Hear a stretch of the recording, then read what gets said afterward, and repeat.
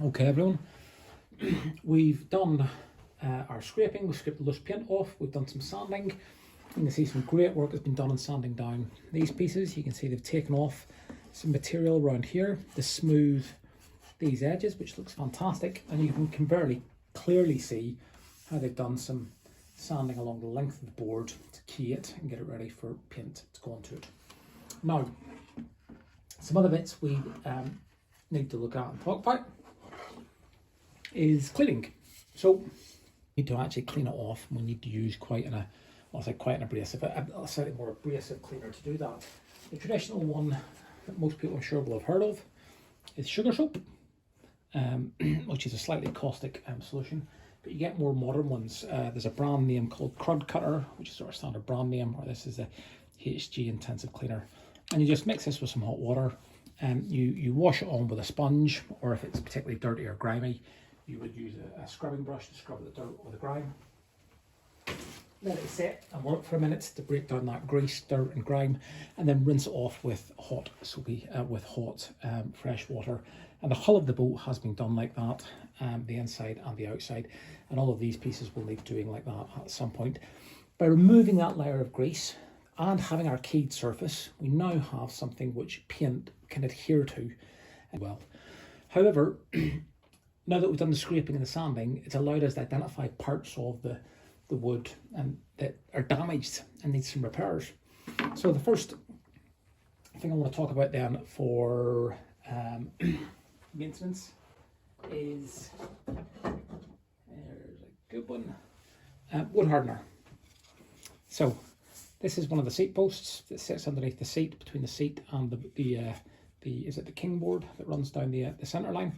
And you can see how here at the bottom, it's also got much more worn, where it sits in the the tenon, and it's obviously much more water ingress around there. And that actually makes this wood ever so slightly spongy, because it's just, even though it is a hardwood and a really sort of well-wearing hardwood, a little bit of water getting into that over a long time, and it starts to get a little bit softer and a little bit spongy. So we're going to use a thing called wood hardener to harden that wood up. Okay, what wood hardener have we got? This is Ruston's wood hardener, and it is literally just a preparation that essentially soaks into the wood. It's absorbed in hard, and it just stops any rot spreading. It hardens up that bit of wood, makes it a solider piece of wood again, so it's good to use, good to rely on again, and hardens it up. And first thing you need to do is make sure that any dust from the sanding is taken off. So for that, I'm just going to make up a little tack cloth. I have a bit of blue cloth. I'll get a little bit of white spirits, a little bit of white spirits on the cloth. I mean, this is called a tack cloth because what it does is it'll absorb up any of the dust that hasn't been brushed off. Because obviously if we have that dust on this, as we then paint or apply any solution to it, that dust will stick in the paint or the solution, the wood hardener, and cause little bumps and not let it spread very well. So you can see there, we've cleaned up all the dust, and you can see immediately how the dust has came off this quite quickly. And then all we do with the wood hardener is paint it on. And we've got a little bit in the jar here from the other night. An old scrappy brush, not using a decent brush for this, just to paint on that wood hardener. And the idea is the hardener will soak into that damp, soft, rotting wood, and it soaks in and soaks in. And essentially all you do is put a bit on, wait until it soaks in, layer up with another little bit, another little bit, another little bit, another little bit, on and on until it's fully soaked in, and you get permanent sheen on the surface, and you know it's full in. So this one, yeah, you can see it's just gently soaking in. And when this is soaked in, we'll go over and sand it again, because actually it can soak in very, very smoothly. And for our paint layer then to stick to it, we'll need to sand it again. We'll let it dry in a bit, add some more, dry in a bit, add some more, keep going, keep going, keep going. So that's wood hardener. You can smell it when you're using it. It is quite noxious. Well ventilated spaces when you're putting this on. Lots of VOCs, volatile organic compounds in that. So lots of ventilation and face mask and eye protection are recommended when using this stuff. So that's hardening our wood then, protecting sort of any places that are rotting or getting damp, or the damp is getting into the actual wood longer term and causing damage. Okay, what else then? So we talked about here we have a little crack in the wood. We've got a little crack here in the wood. We've also got this board that's slightly loose, and you can see how this is obviously cracked off in the past, and it's had a temporary repair put in. So I'm assuming this bit here is cracked from a fracture there. They put this in as a temporary repair, so we'll get this painted up to match the base. But we want to make sure that this doesn't pull away and cause any further damage. We also want to make sure this crack doesn't keep running down through the wood and causes other issues. So the best technique for that, the easiest thing to do for that is nice and simple: wood glue. Exterior and interior wood glue. Nothing clever or fancy about it. And before I do this, and I should have done this earlier, you can see I've got my work gloves on. Let's strip these off and get a set of rubber gloves on. Not rubber gloves. Yeah, rubber gloves. To protect our hands. The wood glue gets a bit messy, sticky. The solvent solutions in the wood hardener, again, they're just a pain to get off your hands if you manage to get them on, and it's a pain to clean off out of in between fingernails and stuff like that. And long-term contact with it isn't exactly healthy. Wood glue's all right though. It's fairly okay. So all I'm going to do with the wood glue is, first I've examined the piece, I've had a look at it, and I've figured out how I'm going to clamp it. So once you glue a piece of wood, you need to put pressure on to hold the wood together to ensure that you get a good, solid, strong join. So I've already had a look at this to see how it's cracked, and I've already got a few pieces of wood that I can use as blocks to help brace it and clamp it in place. So all I'm going to do is take a squeeze of glue. And I'm just going to give it a good squeeze of glue in there. If I can crack that open a little bit more, that'll let me get right in. Again, this isn't fine joinery or carpentry. This is sort of rudimentary repairs. I've also smeared a little bit of glue in there. I'm going to use my fingertip. Try and squeeze that in a bit deeper. And by squeezing that in a bit deeper, hopefully we'll get a good sailing join on that bit. And normally when you're gluing up wood, you apply a layer of glue to both sides of the join, smooth it out, and that's what's the excess, and squeeze it when you do it. But again, we're very much into slightly more rough and ready on this, just because the nature of it being a repair job rather than a fresh glue up. So hopefully that's plenty in there. Let's take a little stick. We can use this to squidge that down in there nice and deep. It's a bit messy on the top of the minute, but we can clean that up with a cloth once we're done. And also it'll sand off easy enough once it's dried.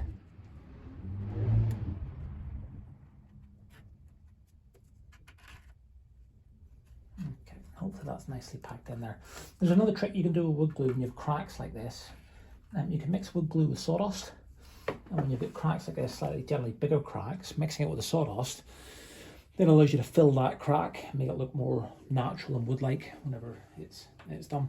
So we've got the glue in there, and we now need to clamp this up. So we've got the crack that way, and we've got the clamping that way. And also when you're clamping boards like this, you put clamping pressure on that direction, you can find the boards can twist and pop up. So having a little brace either side really helps too. So shoes. We have this little piece we're going to use as a brace. The only thing to be aware of though is it's wood. So if we use this piece of wood to brace underneath here and some of that wood glue leaks out onto it, that piece of wood might get stuck here and would look a little bit silly. So the top tip for that is baking paper. Baking paper is ideal to sit between this piece of wood and the piece we're clamping, and that'll ensure it doesn't stick. So let's get that there and bring it up in place. Clamp it from that side. Shake it on, shake it on, shake it, and clamp it out from that side. Okay, so that's a pressure on from the top, and you can see now it's handy having these gloves on. Just lets me smear that in without getting it all over my fingers. And then we need to clamp this crack here, so we'll clamp it that way as well.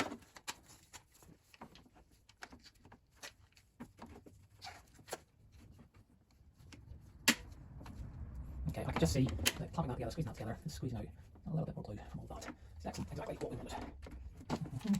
And last but not least, the other content here, I'll put a little bit more pressure on. It gives a really nice clean join.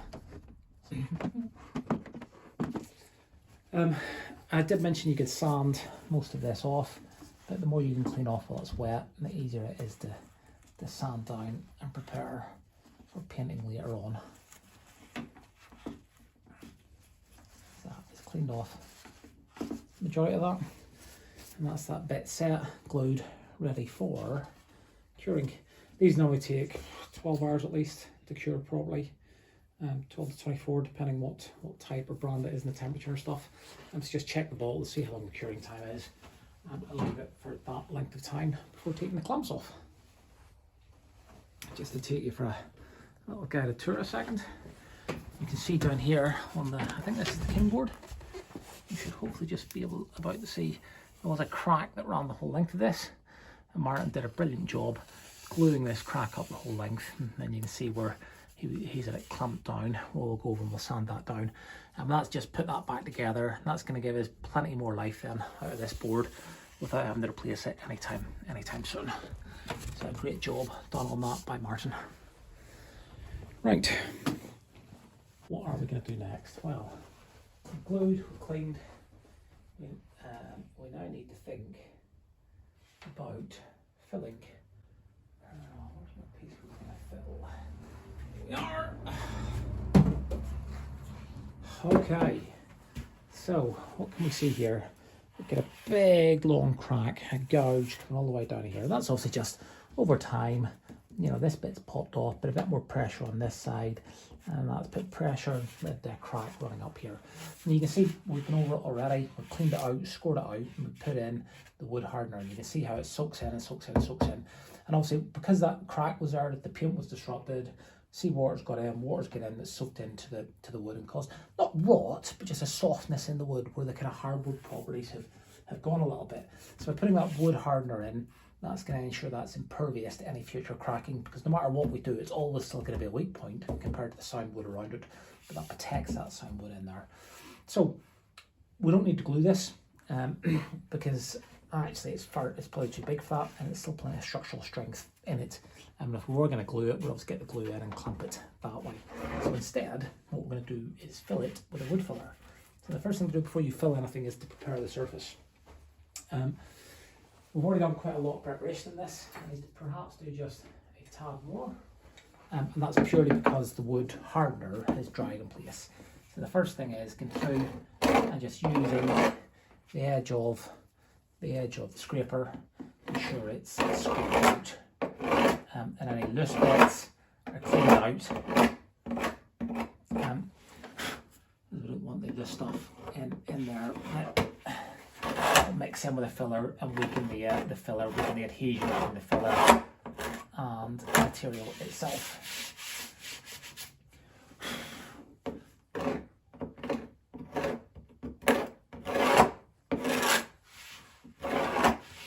And the other thing to look at when you're doing this, you probably think, oh, that's an awfully big crack now, you're just making that hole bigger. You're going to have to fill it more. And yeah, that's right, I am making it bigger. But it works better if it's a bigger crack. I'm sure there's a ridge joke in there somewhere. But a small, tiny, fine crack, trying to pack filler in there is next to impossible. A really tiny, fine crack, you just can't squeeze the material in. And when you do squeeze it in, it hasn't really anything to adhere to because there's not enough filler. So by scoring this out a bit bigger, and then a tiny fine crack, it actually allows us to get the material to grip, the filler to grip as it gets put in. And you can see up here, we've got some other cracks. Those actually might be perfect for gluing because we can squeeze it together, maybe be able to squeeze it together a little bit. I'll have a look at those in a bit. And you can see how they've been cleaned out, nicely cleaned out. And that bit there is far too fine for trying to get filler into. You know, at best, wood hardener on that as we've done, and then perhaps paint over it and put a bit of glue in. But this one here, and this one, bigger, so we can get some filler into that. And again, we go through, clean it out, and we make sure, you know, we've got room there to put material in. Now, because we put the wood hardener in this, that's probably giving us a glossy surface again. So we need to sort of key that again, the same way we would if we're keying for painting. but we can't really use sandpaper on it because it's quite an awkward shape. You know, it's an impervious and imperfect sort of shape the way it dips down and in. So the thing I like to use when it's a crack like that is just a wire brush. Not too rough because I don't want to gouge the wood. Just go over it with the wire brush. It's in at the wood hardener, and it puts little microscopic scratches in it that act as the key that the filler will stick to. It also helps brush out any dirt, crap, or this material that is in there.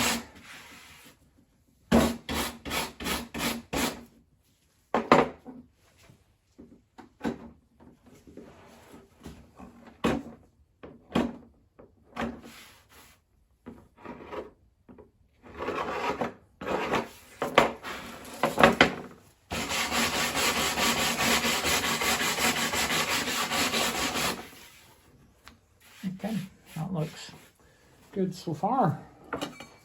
So we're now ready to fill. Well, what product are we going to use for filling them? So again, we've got a Ronseal product. Don't know why all my stuff's Ronseal. Maybe it's what was cheap on the day. And this is a 2-part wood filler. You do get other wood fillers, Neil. I've used some at home, I'm sure, on wood or holes in the house. And you get 1-part things which are dry. The problem with a lot of the 1-part stuff I find is it normally works on evaporation. So by having the material out in the open air activates it, it allows it to dry out, and that's what causes it to harden.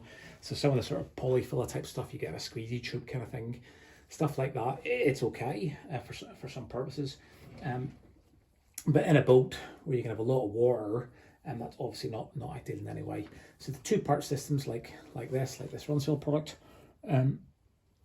it acts then in a chemical reaction. So you have the main filler itself and a product called the hardener, and you mix these together, and that's what then causes the chemical reaction, which allows the hardener, the filler, to set.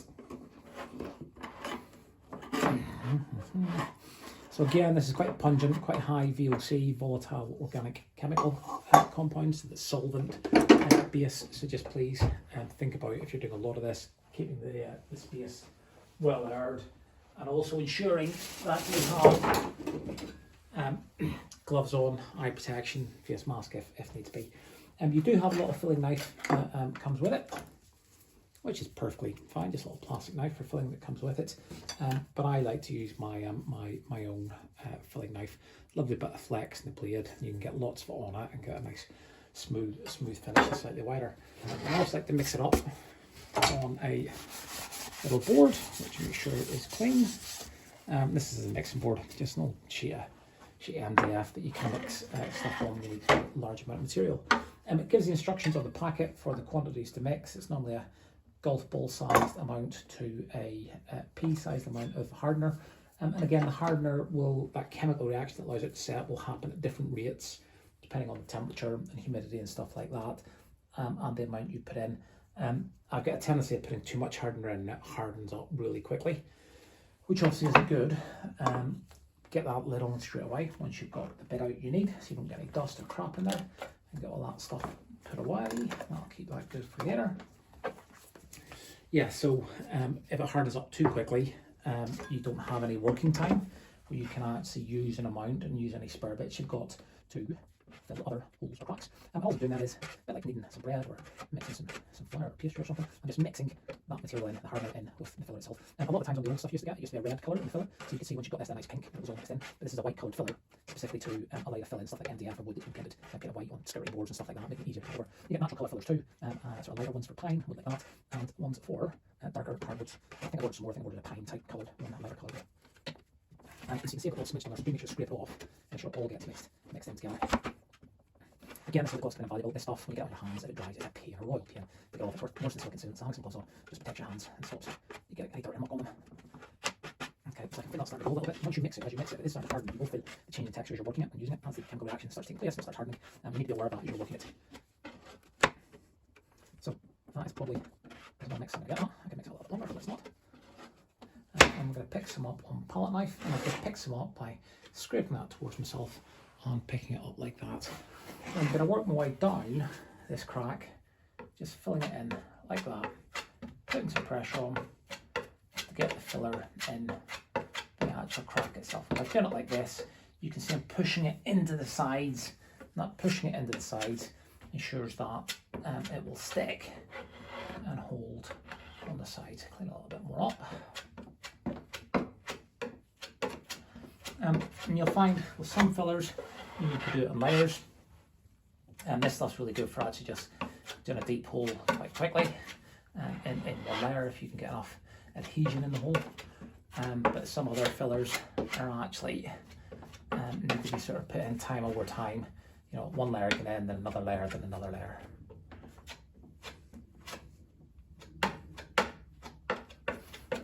I mentioned earlier the difference between the filling knife in one of the earlier videos and the scraper, and you can see that action in place here. It's the flex in the filling knife which allows you to work the material. Now I've worked it in from this side, pushing it deep into this side, and now I'm going to go over to the other side and do the same thing. Look at that, just want to put my fingers in the filler, that's why you wear gloves. I'm going to do the same thing again, but I'm going to work it from this side. And by working it from this side, and push it into this side of the crack, and we'll hopefully have plenty of material in there which will fill the crack nicely. Now, different fillers have different properties and how they set. Some will shrink a bit, some will expand a bit, most I think shrink, so it's always a good idea to leave it a little proud of the surface. And I can feel, and you can probably see the way it's being worked in here, I can feel the texture of it changing very quickly, so I probably had too much hardener in there. Leaving it a little proud of the surface then allows you to